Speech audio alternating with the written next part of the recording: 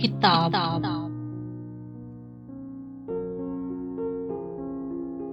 किताब दुनिया दर दुनिया है।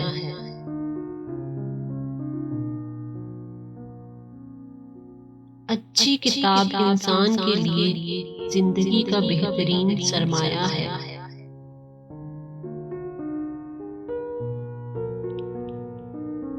लोग मर जाते हैं, किताबें जिंदा रहती हैं।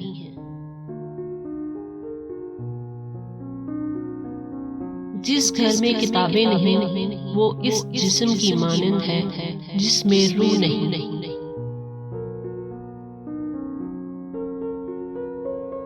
ख्यालात की जंग में किताबें हथियार का काम देती हैं।